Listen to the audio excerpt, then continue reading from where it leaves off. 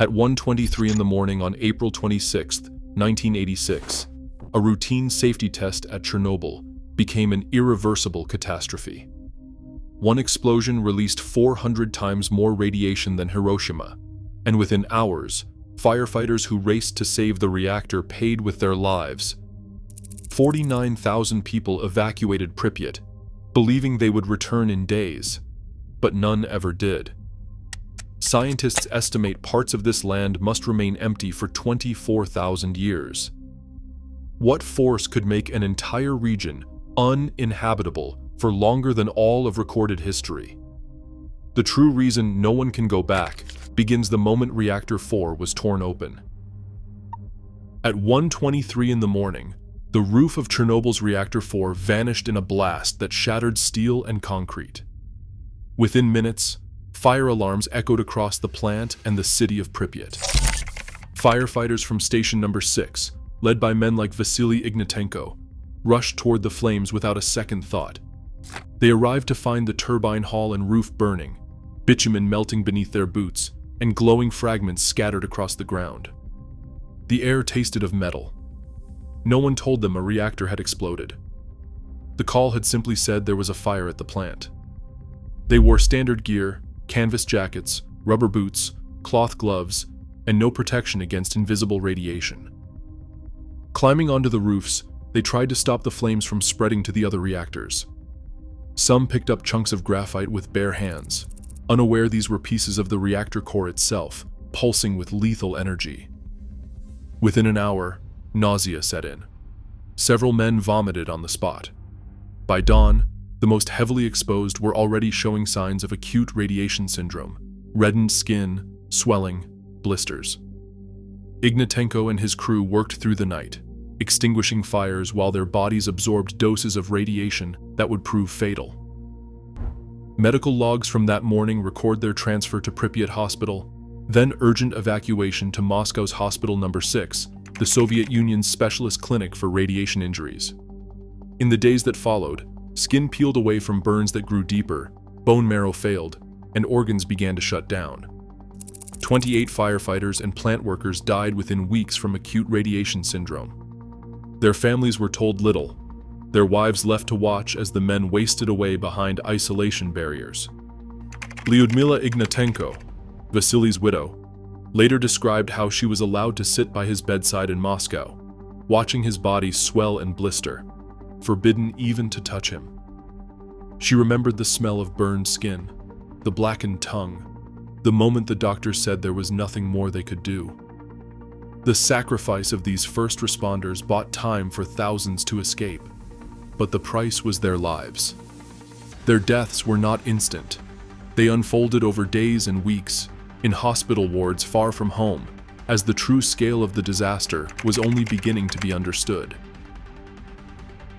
Nearly 1,000 buses lined the streets of Pripyat on the afternoon of April 27, 1986. Loudspeakers crackled with a message. Residents had 3 hours to gather their documents, a little food, and what they could carry. Officials told them this was a temporary precaution, 3 days away, nothing more. School children clutched backpacks. Mothers bundled infants in blankets. Some left kettles still warm on the stove, windows open, pets asleep on beds. The city's 49,000 people filed onto the buses in silence, watched by soldiers in masks and white coats who offered no explanation. Bus manifests, later recovered, list entire apartment blocks emptied in a single sweep. The orderly columns stretched for miles, engines idling as families searched for familiar faces in the crowd. A survivor, then a teenager, remembered the confusion, the hurried packing, the old neighbor who refused to leave her cat, the sense that something was terribly wrong, but no one dared to say it aloud. "They told us we would be back in 3 days," she recalled. "We locked the door and took the key." By sundown, Pripyat was deserted. The amusement park's Ferris wheel, built for the May Day celebrations, stood motionless. It would never carry a single passenger. School books and toys lay scattered in classrooms. Laundry hung frozen on balconies, caught in a spring breeze that carried invisible particles through the empty streets. The dogs left behind howled for days before soldiers arrived to silence them. Over the following months, the evacuation spread outward. Entire villages vanished from the map as the exclusion zone grew. In total, 350,000 people were forced to relocate, many more than once, as contamination maps changed. Most never saw their homes again. The promise of a 3-day absence became a permanent exile.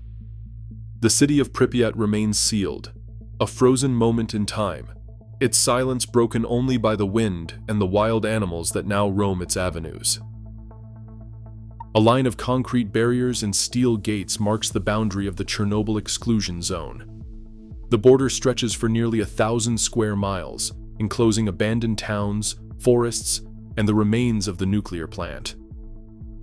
Armed guards from the State Agency of Ukraine on Exclusion Zone Management stand watch at every checkpoint, their posts recorded in daily logs and government directives. Entry is not a matter of choice. Every person who passes through these gates is documented, each name, each vehicle, each timestamp. The process is deliberate, shaped by years of policy and reinforced by a web of regulations. Permits are issued in strict categories. There are passes for rotational workers, engineers, decommissioning staff, and maintenance crews. Scientists and environmental monitors receive short-term access, their research plans reviewed in advance. Military convoys and emergency responders operate under separate clearance, subject to rapid recall if conditions change. Even journalists and guided tour groups must submit detailed itineraries, their movements tracked and limited to approved routes. Unauthorized entry is a criminal offense under Ukrainian law, enforced by regular patrols and electronic surveillance. Each checkpoint operates as a controlled gateway. Guards inspect documents, cross-reference lists, and check radiation badges before allowing anyone to proceed. The procedures are codified in internal manuals: check the permit, verify the vehicle, confirm the time of entry and exit. Any deviation, a missing badge, an unregistered guest, a suspicious package, triggers an incident report, logged and reviewed by zone management. At the main Pripyat gate, records show hundreds of entries and exits each week, but only a fraction of those who apply are granted access. Within the zone, movement is further restricted by internal checkpoints and fencing. Some areas, especially near the reactor and waste storage sites, remain off-limits except for specialized teams.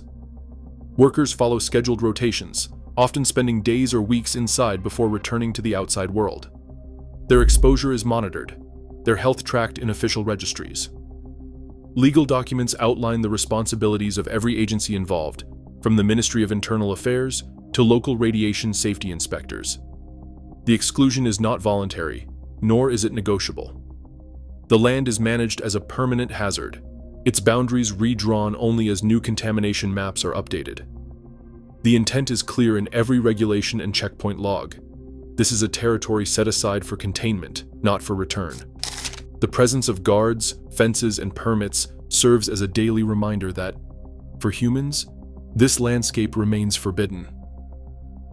Wolf prints cross the dust of an empty boulevard, pressed between the cracks of broken pavement. In the absence of people, wild animals have claimed the city. Packs of wolves, once wary of human scent, now prowl the outskirts of Pripyat and slip through its silent center. Wild boar root beneath rusted swings. Elk and red deer graze in the overgrown parks, their antlers brushing against the shattered glass of storefronts.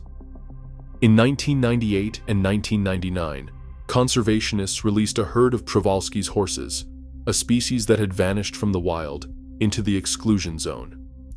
Today, more than 100 descend from those first animals, their hooves stirring the grasses that have overtaken playgrounds and courtyards. Vegetation spreads unchecked.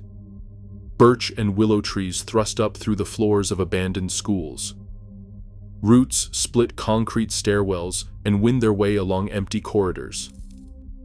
In the gymnasium, saplings grow from the deep end of a drained swimming pool.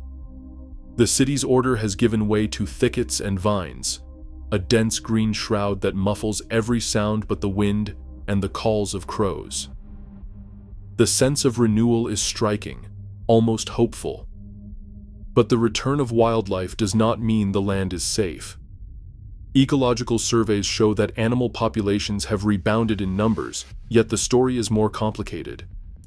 Fieldwork by independent ecologists reveals that in areas with higher radiation, birds are fewer and species diversity drops. Some animals show signs of genetic mutations, albinism in barn swallows, cataracts in rodents, and smaller brains in birds. The forest teems with life, but the cost is hidden in cells and chromosomes, not visible from a distance. One ecologist, who has spent years tracking animal movements and collecting samples across the zone, describes the contradiction. You see wolves and horses where there were none before, but that does not mean the ecosystem is healthy. Radiation leaves its mark in subtle ways. We find fewer insects, fewer birds, and more deformities in places where the background dose is highest. Nature's return here is not a triumph over disaster. It is a fragile balance built on absence of people, of traffic, of farming and hunting. The animals thrive because the land remains off limits to humans, not because the danger has passed. Plants and trees grow through the ruins, but beneath the bark and feathers, the legacy of the reactor lingers. The silence is alive, but it is not the silence of peace. It is the silence of a place where life persists in spite of what remains in the soil and water, a place reclaimed by wildness, but haunted by what cannot be seen. West of the shattered reactor, the red forest marks a scar on the landscape, a 4 to 6 square kilometers grave where pines turned orange overnight, needles burned by fallout. Soviet crews bulldozed the dead trees into trenches, layering them with sand and soil. These mounds blend into the undergrowth, but the ground above them still hums with radiation strong enough to damage DNA in a single visit. Geiger counters trace the outlines of these hidden graves, where radioactive timber and soil continue to leach contaminants decades later. Decay here is slow and stubborn. Strontium-90 lingers in the roots and earth, not fully contained by burial.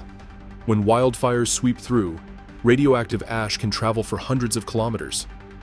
Heavy rains drive water through the trenches, pulling isotopes toward the groundwater. Hydrologists stationed in the zone monitor this movement, sampling wells for strontium-90 and tracking the spread. Most groundwater readings remain within safety limits, but there are stubborn plumes, especially near old waste sites and the cooling pond, where concentrations spike. The overall trend is downward, yet the risk never truly fades. A single breach or a shift in the water table could send contamination racing toward the Pripyat River. Closer to the ruined plant, another threat waits in the dark: the elephant's foot. This mass of molten fuel and steel, formed in the first hours after the disaster, still sits beneath the reactor. Early dose rates near the corium reached over 10 sieverts per hour, enough to kill in minutes. Even now, standing unshielded near the elephant's foot would be fatal in under an hour. The mass is cracking and shedding radioactive dust into the shelter above, its danger measured in centuries and beyond. Maps of the exclusion zone chart these hazards: red forest trenches, buried corium, creeping groundwater plumes. Each is a point source, where natural processes keep risk alive. As one hydrologist put it, the land remembers, and it does not forgive. A dosimetrist stands at the edge of the exclusion zone, notebook in hand, tracing decay curves on a battered clipboard. The numbers are not abstract, they dictate the fate of the land. Cesium-137, scattered across fields and forests, has a half-life of 30 years. That means every 3 decades, only half its radioactivity disappears. After 60 years, a quarter remains. Even after 300 years, 1,000th of the original dose lingers in the soil, still enough to contaminate food, water, and air. The core of the problem, though, is deeper and slower. Plutonium-239, released as microscopic particles of fuel and embedded in the landscape, decays with a half-life of 24,100 years. The entire span of recorded human history fits inside a single cycle of its fading. In 24,000 years, only half the plutonium will have vanished. The rest will still be present, locked in the earth, dust, and sediments, waiting for fire, flood, or the movement of soil to bring it back to the surface. The engineering response is measured in centuries, not millennia. The new safe confinement, the steel and concrete arch that now covers Reactor 4, was designed for a lifespan of about 100 years. Its purpose is to keep water out and radioactive dust in, buying time for future generations to dismantle the remains of the reactor and manage the waste. But the shelter is a temporary fix. 1 century of control against an isotope that will persist for over 24,000 years. Maintenance, repairs, and eventual replacement are already planned. No structure built by humans is expected to outlast the hazard beneath it. The financial reality is as daunting as the physics. Comprehensive decontamination, removing contaminated soil, demolishing structures, and storing radioactive waste would cost an estimated $500 billion. That sum is so vast, it exceeds the annual budget of most nations. Instead, the approach is containment. Limit access, monitor the spread, and accept that some parts of the exclusion zone will remain off-limits for as long as plutonium-239 persists. The dosimetrist closes his notebook, the numbers unchanged. For this land, the price of return is measured not in years or money, but in the slow ticking of radioactive decay, a process indifferent to human plans or lifetimes. Today, Chernobyl's radioactive legacy endures. Plutonium-239 embedded in the soil will outlast generations. As nuclear risks escalate worldwide, the exclusion zone stands as a warning, a place that proves some mistakes can never be undone. The land remains silent, but its lesson is urgent. What we bury today, we leave for millennia. What responsibility will we accept for the world that follows? Share your thoughts below.